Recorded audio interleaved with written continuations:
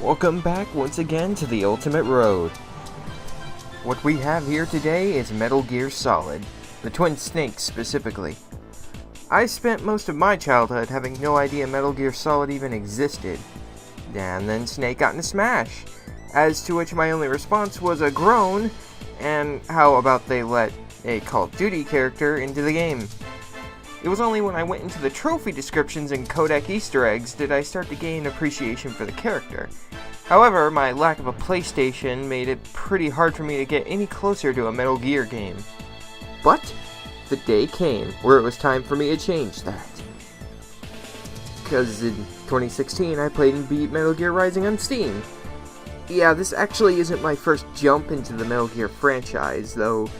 Does it really count considering Rising is so drastically different from the rest of the franchise?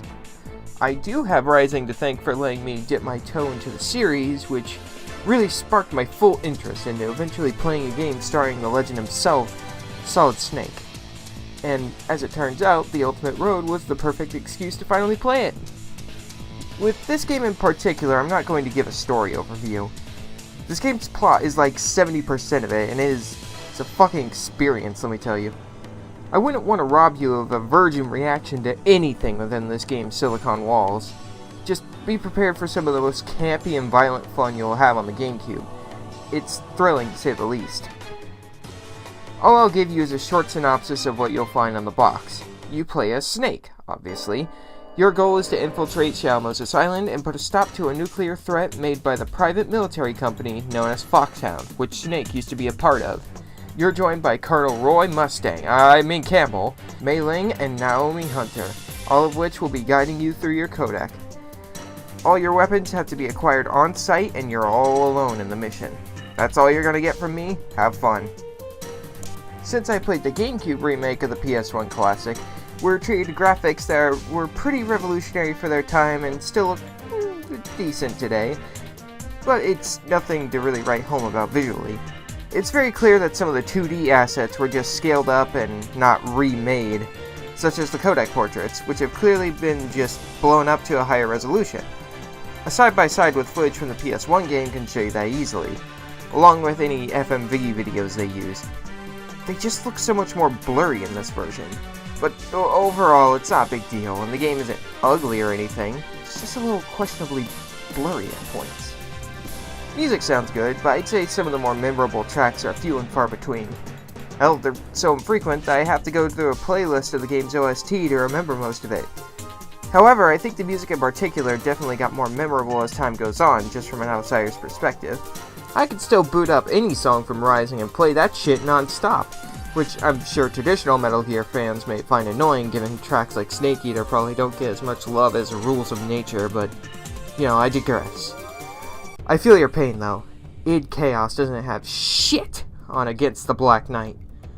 The gameplay is clunky, but it's like that on purpose. This is a stealth game first and foremost, and the game actively makes combat the worst possible solution to any outcome. Your maneuvering and sneaking tools feel far more cozy to use than any of your combat-related skills, which I'd like the idea behind more if there weren't solely combat-related bosses in the game. I don't know. When they make the controls for combat this clunky to dissuade it entirely, it feels kind of backwards to throw bosses at me that are exclusively combat. It's a minor complaint though, considering none of the bosses are bullshit and move at a pace that doesn't feel unfair against the slow and clunky controls. The control scheme itself takes some getting used to. For example, firing in first person is a little odd. You'd think you'd just go in first person and press the button and fire, right? Well, no. You press the fire button to ready your shot, which also lets you look around with the iron sight. It's when you let go of the button that you fire, and firing is a bit too precise in this game if you ask me. I don't know, it just felt like a few too many times that my bullets either missed or appeared to hit, but just didn't. Again, clunky on purpose though. This is a game that prioritizes cinematic storytelling and atmosphere compared to its gameplay, however, so it's understandable. This review turned out a lot shorter than I thought it was going to be, simply just because I feel like so much of the game's entire experience lies in its plot. And to be fair, if I went through the plot, we'd be here all day.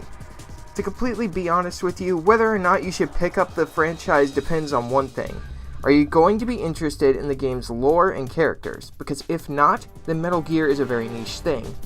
Its gameplay is clearly clunky on purpose, and it's riddled with cutscene after cutscene, which for a story-driven gamer like myself is amazing.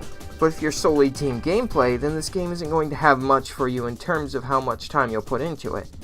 The main draw of the Metal Gear franchise, as far as I can tell, is the story that Hideo Kojima crafted for the game. Its characters and the stories that they have to tell are the main driving force for the series, and it's easily the thing that I admire most about it. It's riddled with so much political drama that hits home even today, and each character feels about 7 layers more deep than the last, and at the same time, so many moments are so campy and cheesy that it's hard to believe all of this meshes so well. It's very much akin to JoJo's Bizarre Adventure, which is an odd comparison, but stay with me here. In the way that the driving force to continue is watching how the characters act and interact with each other. They're completely unique and out of this world with their attitudes, and over the top with their personalities and character. You fall in love with these characters just from seeing them do what they do best, and it crafts a franchise that feels truly legendary. I still haven't played the other games in the franchise due to the fact that our PS2 and PS4 are broken currently, with no way of getting a PS3 or replacement for the others anytime soon. But I'm waiting on bated breath for this day. I want to see more, and I have Twin Snakes to thank for cracking open a chipped wall for me. When people think about games that involve war as its main theming or setting, it brings to mind samey and repetitive first-person shooters and campy bullet storms and battlefields. Yet, Metal Gear stands proudly as a pillar of what it means to tell a story about war. It's campy, cheesy sci-fi action that still feels grounded in its political messages. War truly has changed. That's enough serious talk. We're jumping ship from Brawl into Wii U's roster with a little blue man that recently came back from the dead. And thankfully, we're not talking about Crazy Frog. That can stay dead. We're entering the final stretch with Connor's review of Mega Man 11.